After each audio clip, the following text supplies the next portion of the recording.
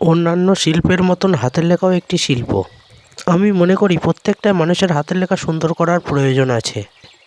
অসুন্দর হাতের লেখা আমরা কেউই পছন্দ করি না। তাই সুন্দর হাতের লেখা প্রত্যেকটা মানুষের মান সম্মানকে বৃদ্ধি করে।